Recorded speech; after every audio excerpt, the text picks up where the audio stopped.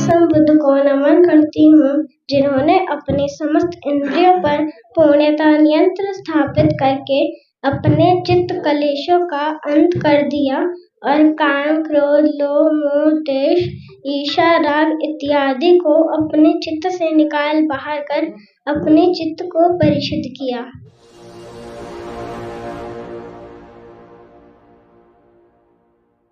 सभी को जय भी नमो बुद्धाय।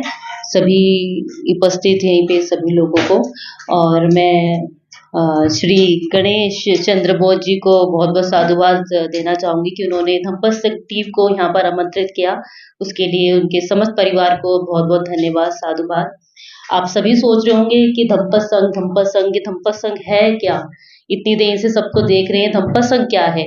धम्पस संघ एक समूह है बौद्ध तथागत बुद्ध की शिक्षाओं को, एक जो हमें मार्ग मिला है, तथागत बुद्ध ने जो हमें मार्ग दिया है वो कैसे आगे बढ़ाया जाए, धम्पस संघ उस पे कार्य करता है।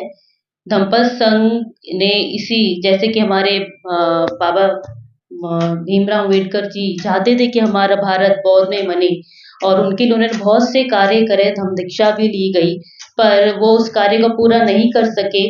पर इस कड़ी को धम्पस संघ आगे बढ़ाना चाहता है और उसके लिए कार्यगर है और आगे कार्य कर रहा है। तो धम्पस संघ ने एक पाठ्यक्रम तैयार किया है जिसको 3 भागों में बांटा है, प्रथम वर्ष, द्वितीय वर्ष और तृतीय वर्ष में। प्रथम वर्ष हमारा बहुत छोटा सा कोर्स है और हम सब जो यहाँ आचार्य बैठे हैं पहले वो सब कोर्स करे हुए हैं। 2 पेजों का कोर्स है और उसमें हमने जो बुद्धिज्म की मेन टीचिंग्स हैं, जो कि हमारे व्यवहार में, हमारे आचरण में होना बहुत आवश्यक है, उसके ऊपर वो कोर्स है। मैं उसको अगर बताऊं कि अगर वो हम उस कोर्स को याद कर लेते हैं और या सिर्फ याद ही ना करें, उसको अपने व्यवहार में भी लाने का पूरा प्रयास करें, तो निश्चित ही हमारा जीवन बहुत मतलब सुधर जाएगा और हम अपने जीवन में बहुत से अच्छे कार्य कर पाएंगे। तो धम्पस संघ ये कार्य करता है और इसके लिए हम जो कोर्स तैयार किए उसको एक आचार्य भी दिए जाते हैं जो इस कोर्स को तैयार कराने में उनकी पूरी सहायता करते हैं। और जब ये कोर्स तैयार किया जाता है तो एक परीक्षा होती है, परीक्षा में उत्तीर्ण होने के बाद हम सब ऐसे आचार्य बन जाते हैं। और जब हम आचार्य बन जाते हैं तो इस कड़ी को हम आगे बढ़ाते हैं, वो आचार्य जो होते हैं आगे सिखाते हैं, इस कोर्स को आगे बढ़ाते हैं। इसी तरह से कड़ी आगे बढ़ती चली जाती है और जो हमारा सपना है भारत को बौद्ध में करने का, वो निश्चित ही एक दिन आगे पूरा होने का साकार हो जाता है जी। और हमारा दूसरा वर्ष है वह द्वितीय वर्ष है। द्वितीय वर्ष संस्कार का है, जैसे अभी हमने यहाँ पे एक संस्कार किया है उसी तरह से और भी विवाह का संस्कार है या जन्मदिन मनाने का संस्कार है, ऐसे संस्कारों का भी कोर्स होता है। तो ये कोर्स भी ज्यादा बड़ा नहीं है, पर यदि हम सब याद कर ले तो निश्चित ही अपने जीवन में बहुत कुछ एक बदलाव देखते हैं। मैं तो अपना अगर अनुभव साझा करूं तो मैं भी नहीं जानती थी कि धम्पत क्या है या धम्पत कोर्स क्या कराता है। मैं भी शायद ऐसी थी कि कुछ नहीं पता है, पर मैंने जब पहली बार इस कोर्स को ऑनलाइन मीटिंग मैंने जब इसको ज्वाइन किया, बड़े नखरे में ज्वाइन किया क्योंकि मेरे हस्बैंड थे वो इस सब में थे, वो चाहते थे कि मैं धम्पस संघ करूं, पर मैंने बिल्कुल मना कर दिया, नहीं करना, मुझे नहीं जाना है, धम्पस नहीं सीखना है। पर जब मैंने पहली बार इस कोर्स को, ऐसा होता है ना कि हम पुरुषों को टाल देते हैं, महिलाओं की एक प्रवृत्ति होती है, बार बार कहते हैं तो सोचते हैं क्यों कह रहे हैं, हमें क्यों माने, इनकी बात हम अपने हैं अपने से मानेंगे। पर कहीं ना कहीं कोना होता है प्रेम का अपने संगनी की तरफ, अपने साथी की तरफ। तो उस कोने को मैंने सोचा कि चलिए इतने दिनों से कह रहे हैं तो एक बार ज्वाइन करके देख लेना चाहिए। मैंने ज्वाइन किया, तो जब ज्वाइन किया इंटरेस्ट नहीं ले रही थी, बट फिर इंटरेस्ट आया। तो एक बहुत सुंदर वर्ड इस संघ में यूज किया जाता है, आदरणीय। तो हम जब किसी को भी संबोधित करते हैं तो यहाँ पर आदरणीय करके संबोधित करते हैं, चाहे छोटा है, बड़ा है, बुजुर्ग है, जानता है, अनपढ़ है, नहीं अनपढ़ है, पर उसको एक आदर भाव से संबोधित किया जाता है। तो बहुत खूबसूरत वर्ड मुझे इस संघ से मिला, जो मैंने मैं अपने परिवार में यूज किया, कोर्स किया। और कोर्स करने के बाद इतना बदलाव मैंने अपने परिवार में देखा, अपने बच्चों में देखा, अपने पति में देखा। तो जिस भाव से मैं जुड़ी थी वो भाव बिल्कुल खत्म हो गया और आज मैं संघ की उप संघ नायिका हूँ मेरे 2 बच्चे भी आचार्य हैं और बहुत अच्छा अनुभव हुआ है। तो मैं यही चाहूँगी कि हम सब महिलाएँ, हम सभी जो यहाँ बैठे हैं, सब कोर्स करने का प्रयास करें और यहाँ पे मैं महिलाओं से ज़्यादा चाहूँगी कि कोर्स करें, क्योंकि जब तक हम सीखेंगे नहीं, तब तक हम आगे सिखाएँगे नहीं। पुरुष जब पढ़ता है तो सिर्फ़ अपने लिए ही पढ़ता है, पर जब महिलाएँ पढ़ती हैं तो पूरे परिवार के लिए पढ़ती हैं। तो यदि महिलाएँ पढ़ेंगी तो अपने बच्चों को सिखाएँगी और एक बहुत अच्छा उदाहरण इस समाज को दे पाएँगी। तो मैं यही चाहूँगी कि सभी महिलाएँ इस कोर्स करने का प्रयास करें और आगे बढ़ने का प्रयास करें। सभी ने मेरी बात को सुना, ध्यान दिया, उसके लिए बहुत-बहुत साधुवाद। बुधाए सभी को। मैं आचार्य आयरा सिंह, मैं कुछ पद आपके सामने बोलना चाहती हूँ। नमो तस्य भगवतो अरहतो सम्मा संबुद्धस्य। मैं उन सम्यक संबुद्ध को नमन करती हूँ जिन्होंने अपनी समस्त इंद्रियों पर पूर्णतः नियंत्रण स्थापित करके अपने चित्त कलेशों का अंत कर दिया और काम, क्रोध, लोभ, मोह, द्वेष, ईर्ष्या, राग इत्यादि को अपने चित्त से निकाल बाहर कर अपने चित्त को परिशुद्ध किया। मनोपुपंगमा धम्मा मनो सेठा मनोमया मन साचे पदुठेन भास्ति व करोति व ततो न दुखमन वेति चक्कर व वहतो पदम। अर्थात मन सभी प्रवृत्तियों का अगुआ है, मन ही उनका प्रधान है, वह मन से उत्पन्न होती है। यदि कोई दूषित मन से वचन बोलता है या पाप कर्म करता है तो दुख उसका अनुसरण उसी प्रकार करता है जिस प्रकार की चक्का पहिया गाड़ी खींचने वाले बैलों के पैरों का। अकोछी मंग, अवधि मंग, अजेनी मंग, हासी में ये चातंग उन्हें हंती वेरंग तेसं पसंमति। उसने मुझे डांटा, उसने मुझे मारा, उसने मुझे जीत लिया, उसने मेरा सब कुछ लूट लिया। जो ऐसा मन में बनाए रखते हैं उनका वैर शांत नहीं होता है। नाही वेरन वेरानी सम्मंतित कुला चनम अवेरन च सम्मंतित एस धम्मो सनातनो। अर्थात वैर से वैर कभी शांत नहीं होते हैं, अब वैर से ही शांत होते हैं। यही संसार का सनातन नियम है। जय नवोदय आदरणीय संघ को सभी जो यहाँ हैं उपलब्ध हैं। अगोछी मंग, अवधि मंग, अजीनी मंग, हासी में ये चेतन निहंती वेरंग देसा न सम्मति। इसका अर्थ है उसने मुझे डांटा, उसने मुझे मारा, उसने मेरा सब कुछ लूट लिया। जो ऐसा मन में बनाए रखते हैं उनका वैर कभी शांत नहीं होता। इसका एक उदाहरण है जैसे स्कूल में ही जैसे लोग मेरे दोस्तों में हो जाती है, कभी कभार लड़ाई हो जाती है, बहुत चीज़ें समझ नहीं पाती, तो उसमें लगता है कि कोई ज़्यादा बोल गया, किसी ने ज़्यादा कर दिया या फिर उसने मुझे ये कर दिया, ये बोल दिया। तो इसलिए अगर मन में आप ऐसा रखेंगे उसके प्रति बुरा ही, तो फिर आप कभी भी वो चीज़ें संभाल नहीं पाएंगे। एक को मन को शांत रखना पड़ता है ताकि चीज़ें जो हैं वो संभल जाए। मेरा जय भीम नवोदय और आप सभी को बधाई हो। यहाँ बाबा साहब और गौतम बुद्ध की मूर्ति की स्थापना हुई है। तो मैं सबसे पहले आपको बताऊंगी कि धम्म क्या है।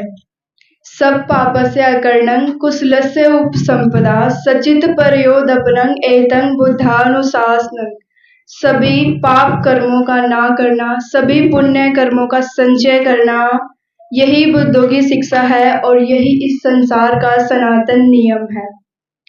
इसी के साथ मैं आपको एक गाथा भी बताऊंगी। नहि वेरेण वेराणी समन्तित कुदाचनं अवेरेण च समन्ति ऐस धम्मो सनातनो। इस संसार में वैर से वैर कभी भी शांत नहीं होता, अवैर से ही वैर शांत होता है। इस संसार का यही सनातन नियम है। मैं आपको एक एग्जांपल दूंगी। मैं मेरे स्कूल में 2 लड़कियां मेरी क्लासमेट्स, उनकी कभी नहीं बनी स्टार्टिंग से ही, मतलब दोनों बहुत एक दूसरे से लड़ती आई है और अभी कुछ टाइम पहले ही उन दोनों की किसी बात पे लड़ाई हो गई। दोनों बहुत गंदी तरह से लड़ रही थी, बहसाबाजी हो रही थी उनकी, वो उसको कुछ बोल रही है, वो उसको कुछ बोल रही है। मैंने उनसे पूछा, मैंने कहा लड़ाई क्यों हुई है? बोली कि ये मेरी सीट पे बैठ गई और मुझे नहीं बैठने दिया इसने।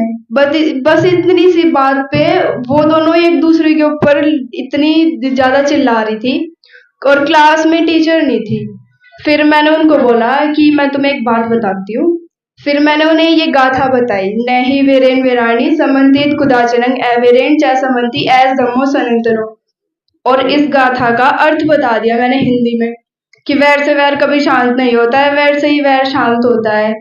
इतना कहते ही जो मेरी एक फ्रेंड थी वो तो समझ गई कि हाँ बहन तो ठीक बोल रही है और ये तो अब बोलती रहेगी और इसी की जबान गंदी होगी, मैं शांत हो जाती हूँ। इतना बोलते ही दोनों की लड़ाई शांत हो गई। टीचर बोलती है कि तुमने ऐसा क्या बोल दिया कि इनकी लड़ाई शांत होगी, ये तो कभी शांत ही नहीं होती। मैंने मैम को बता दिया कि ये बोला। फिर बोली बहुत अच्छा किया वैसे तो। फिर मैंने मैम को भी बताया कि आप भी इसको जुड़े संघ से तो आपके भी जिंदगी में बहुत फायदे हो सकते हैं और सबकी जिंदगी में ये क्रोध मतलब इससे ये हमारा शरीर जला रहा है, गुस्सा आना कि किसी भी काम पे शांति नहीं है और कोई कुछ बोल देता है तो पलट के जवाब दे देते हैं तभी। लेकिन हमें ऐसा नहीं करना। हमें अपनी जिंदगी में शांति बनाए रखने के लिए इन बातों का पालन करना है और बुद्ध भगवान के विचारों पे चलना है। आपका बहुत बहुत साधुवाद। जय भीम, नमो बुद्धाय। जी आदरणीय साथियों, मैं आचार्य मंगल शरण बुद्ध के धरती उत्तराखंड से ही हूँ और आदरणीय वकील साहब जी सामने इनका वीडियो देखकर मैं प्रभावित हुआ और धम्म संघ में जुड़ा हुआ हूँ। मैं सर्वप्रथम तथागत बुद्ध को नमन करते हुए, परम पूज्य बाबा साहब जी को चरणों में नमन करते हुए, श्रद्धेय श्री हरि राम जी के चरणों में नमन करते हुए मैं करणी में का वचन करना चाहूँगा।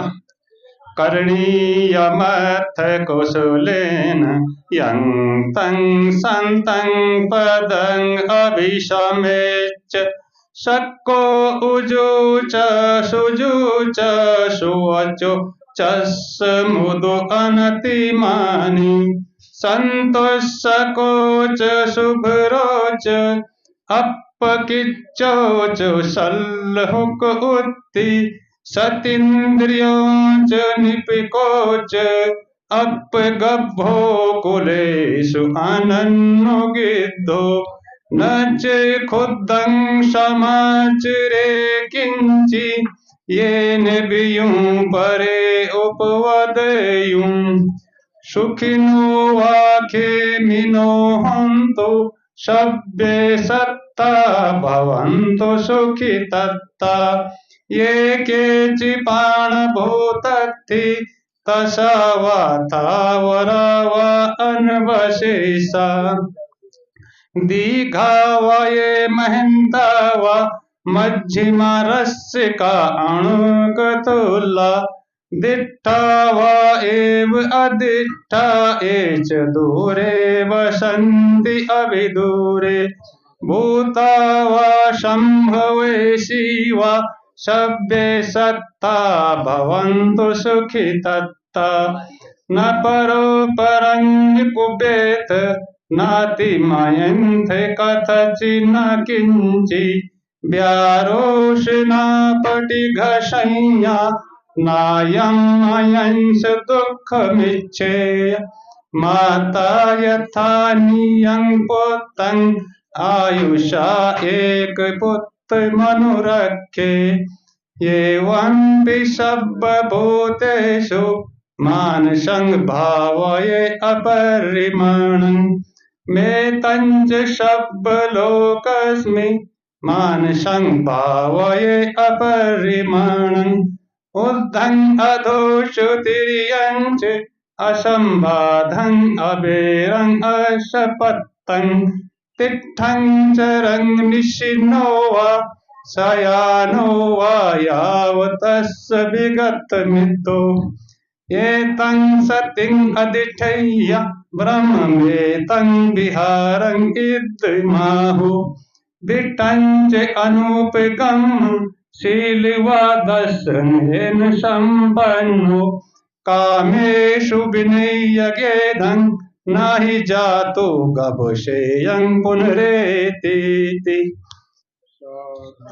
साधु साधु साधु। तथागत बुद्ध बोधिसत्व बाबा साहब के चरणों में नमन।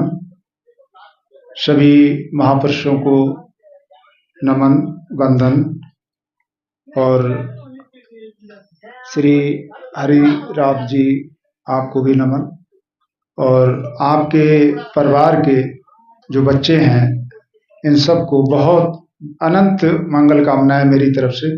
आपने बहुत अग्रणीय कार्य किया है। हर माँ बाप का सपना होता है मेरे बच्चे कुछ ऐसा करें कि एक विशेष पहचान बनाए, तो वो आज आपने कारवा करके दिखाया है और आपके लिए आपका पूरा परिवार खुशी रहे, संपन्न रहे, निरोग रहे, तन मन धन से स्वस्थ रहे। इन्हीं मंगल कामनाओं के साथ सभी उपासक उपासिकाओं और प्यारे बच्चों सभी को नमो बुद्धाय, जय भीम। आज बड़ा खुशी का दिन है। वह दिन है जो कि आदरणीय गणेश चंद्रा जी और आपके परिवार ने जो सपना अपने पूर्वजों का सजोया था इस दम्मय कारवा को आगे बढ़ाने के लिए, उस कार्य के लिए आपने आज पूरा करके दिखाया है। आपने अपने तन मन धन से इस जगह को तैयार किया। ये बुद्ध विहार आपकी धरोहर है और आप बच्चों की परिवार की आपकी ये विरासत है। इस विरासत को आगे बनाए रखना है। जिस भाव से आपके पिताजी ने, मम्मी ने, परिवार के लोगों ने इस बुद्ध विहार का निर्माण किया, इसको आगे ले जाना है और यहाँ से पूरे उत्तराखंड में बुद्धमय भारत बनाने का प्रयास करना है और हमें अपने नाते रिश्तेदार, अपने समाज के लोगों को जागृत करना है। इन्हीं उम्मीद के साथ, इन्हीं मंगल कामनाओं के साथ आपसे अपेक्षा की जाती है और आपसे ये भी उम्मीद की जाती है कि आज जो धम्मपद संघ यहाँ पर आया है और जो आपके यहाँ ये इतना बेहतरीन संस्कार में जो शिरकत करने आया है, आप भी धम्मपद संघ से जुड़ें और इस कारवा को आगे बढ़ाने का कार्य करें। क्योंकि हम लोग तमाम प्रकार के संस्कार तो जानते हैं जो तथागत बुद्ध ने हमको धम्म दिया, उन संस्कारों को हम धीमे धीमे भूल चुके हैं और आज हम अंधविश्वास, पाखंड और गैर वैज्ञानिकता की तरफ हम जा रहे हैं, जो कि ये पथ अंधकार की ओर ले जाता है। तो हमें प्रकाश के, अंधकार से प्रकाश की ओर आना है और अंधकार से प्रकाश की ओर आने के लिए तथागत बुद्ध ने, बोधिसत्व बाबा साहब और हमारे बहुजन महापुरुषों ने हम लोगों को यही प्रेरणा दी है कि हमें वैज्ञानिकवादी बनना है, तर्कवादी बनना है। जैसे कि तथागत बुद्ध ने कहा था कि मैं अब आपको परिचय देना चाहूँगा धम्मपद संघ का। ये धम्मपद संघ है क्या और ये क्या कार्य कर रहा है। तो आदरणीय जी, आप सभी से मेरा निवेदन है कि इसको ध्यान से समझें। धम्म तथागत बुद्ध ने जो हमको दिया है, सारे संसार को दिया है, सारी मानवता को दिया है, ये धम्म दिया है। और धम्म है क्या? धम्म है एक प्रकृति। जो प्रकृति हम आप चारों ओर देख रहे हैं, ये खूबसूरत प्रकृति, यही धम्म है। इसमें किसी प्रकार की छुआछूत नहीं है, ऊंच नीच नहीं है, किसी प्रकार का भेद नहीं है। और तथागत बुद्ध इसी चीज को बताना चाहते हैं कि हम सभी लोग धम्म को धारण करें। आज हम लोगों के अंदर अनेकों प्रकार की, अपने से दूसरों के प्रति अनेकों प्रकार की ईर्ष्याएं, जलन, द्वेष, घृणा, पता नहीं क्या क्या चीजें हैं। इन सब चीजों को भूल करके हम मतलब समतावादी बने, धम्म को धारण करें और सुखमय जीवन जिएं, स्वयं जिएं, दूसरों को जीने दें। तथागत बुद्ध ऐसा हम सबसे, सभी मानवता से ये संदेश देने का कार्य किया था। इसीलिए तथागत बुद्ध को मतलब करुणा के सागर कहा जाता है। उनमें इतनी मैत्री और करुणा थी, इसीलिए तथागत बुद्ध के धम्म को आज पूरे भारत में नहीं, पूरे विश्व में जाना जाता है और करुणा के रूप में ही जाना जाता है। आज अनेकों प्रकार के हमारे दाएं बाएं प्रकार, अनेकों प्रकार के जो पाखंड हो रहे हैं, अगर हम उसको देखें तो उसमें हिंसा के अलावा कुछ नहीं है। उसमें भेदभाव, ऊंच नीच, तमाम कुरीतियों के अलावा कुछ नहीं है। इसलिए हमें धम्म की तरफ ध्यान देने की जरूरत है। और मैं कहना चाहूँगा, मुझे इस बात का गर्व है, फक्र है, आदरणीय गणेश चंद्रा जी और आपकी पत्नी, आप लोगों ने तथागत बुद्ध और बोधिसत्व बाबा साहब के विचारों पर चल करके, जैसे बाबा साहब ने कहा, शिक्षित बनो, संगठित हो और संघर्ष करो, आपने उन तीनों बातों का बखूबी मतलब पालन किया और अपने बच्चों को अच्छी शिक्षा दे करके आज उन्हें अग्रणीय मुकाम हासिल कराया। ये देन किसकी है? ये शिक्षा किसकी है? सिखलाई किसकी है? बोधिसत्व बाबा साहब की है। और बोधिसत्व बाबा साहब की बातों को जिन्होंने अपने जीवन में उतारा है, उनमें बहुत ही अमूल परिवर्तन हुआ है, बहुत ही चमत्कारी परिवर्तन हुआ है, जो कि आदरणीय गणेश चंद्र चंद्रा जी के परिवार में देखा जा सकता है। आज हम दूर दूर तक देखते हैं, हमें डॉक्टर, अच्छे इंजीनियर, अच्छे जज, अच्छे वकील नजर नहीं आते, वो हमें इसी घर में देखने को मिल रहे हैं। ये क्या है? ये बाबा साहब की सिखलाई है। और इस शिक्षा को हम जहां पर भी लागू करेंगे, इसी तरीके से चमत्कार निकल के आएंगे और हम कहां से कहां पहुंचेंगे, इससे अनुमान आप लगा सकते हैं। आदरणीय जी, धम्मपथ संघ, धम्म के बारे में बता चुका हूं। पथ मीन्स होता है रास्ता। हमें धम्म के रास्ते पे चलना है और चलने के लिए हमें सबको चलना है। परिवार के साथ चलना है, समाज के साथ चलना है, देश दुनिया के साथ चलना है। तो ये पथ हो गया, रास्ता हो गया। संघ में समूह, हमें समूह के बीच में चलना है। हमें जो कुतर्क करते हैं, जो अंधविश्वास पाखंड में रहते हैं, उनसे बच के रहना है। वैज्ञानिकवादी बनना है, तर्कवादी बनना है और इस तरीके का हमें संघ के साथ रहना है।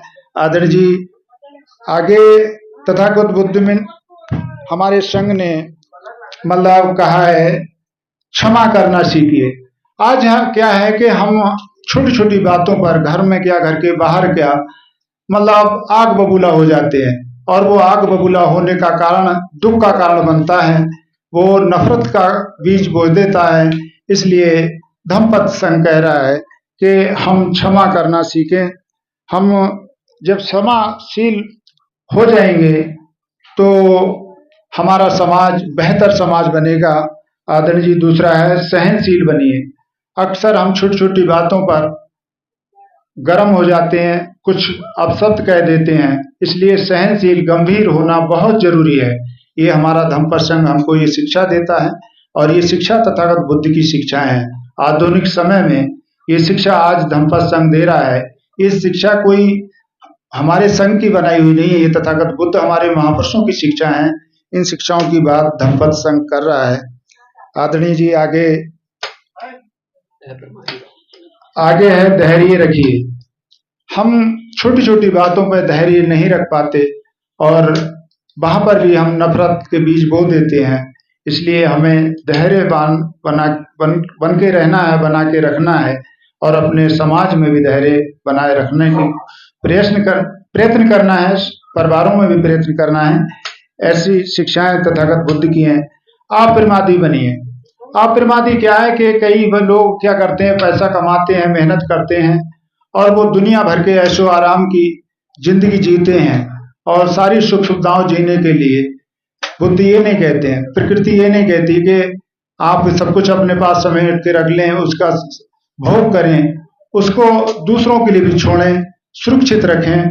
ये सब ठीक है, बाकी उसका दुरुपयोग ना करें। आदरणीय जी, सब कुछ बदलने वाला है। ये संसार अनित्य है, तथागत बुद्ध कहते हैं। और आज नहीं कहा, ये 2600 साल पहले तथागत बुद्ध ने कह दिया है। ये संसार अनित्य है। जो संसार में पैदा हुआ है उसे एक न एक दिन निश्चित इस संसार को छोड़ के जाना है। ये मनुष्य और पशु पक्षी नहीं, ये जो सारी सृष्टि है, ये एक न एक दिन, इसकी भी एक निश्चित उम्र है, एक निश्चित समय पर ये पैदा हुई थी। इसी प्रकार से दुनिया की सभी चीजें एक न एक नष्ट हो जाएंगी। तो हमें हमेशा अपने आप में ये ध्यान रखने की जरूरत है कि आज हम संसार में आए हैं, पैदा हुए हैं, हमारे परिवार ने, हमारे माँ बाप ने हमें जो शिक्षाएं दी हैं, इसका हम बहुमूल्य तरीके से मतलब अपने जीवन में लाएं, उपयोग करें और समाज को बांटें। क्योंकि जो कुछ हम अच्छे कार्य करते हैं, आज हमारे महापुरुषों ने जो किया है, उनकी शिक्षाएं आज जो हैं, उनका हम पालन कर रहे हैं, उनका गुणगान कर रहे हैं। इसी प्रकार से हमें भी कुछ ऐसे कार्य करने की आवश्यकता है जो आने वाली पीढ़ियां हमारा भी नाम लें और हमसे प्रेरणा लें। ऐसा हम कुछ कार्य करें, क्योंकि सब कुछ नष्ट होने वाला है। वो दिन आएगा कि हम भी नहीं होंगे, आप नहीं होंगे, मगर आने वाली पीढ़ियां निश्चित होंगी। हमें उनके लिए सब कुछ संभाल के बना के रखने की जरूरत है। आदरणीय जी, मैं भी कहना चाहूँगा अगर धम्म की बात करते हैं, आज समय बहुत बदल गया है। हम दूसरी तरफ तो चले गए हैं, दूसरी संस्कृति में तो प्रवेश कर गए हैं और वहाँ हर तरीके से हम संस्कारों को सीख गए हैं, जबकि वो संस्कार हमें आगे कहीं नहीं ले जाते हैं बल्कि गर्त में ले जाते हैं। और हमें गर्त में नहीं जाना है, दलदल में नहीं जाना है, कीचड़ में नहीं जाना है। हमें साफ सुथरी स्वच्छ जगह पर आना है और वो स्वच्छ जगह है तथागत बुद्ध का धम्म।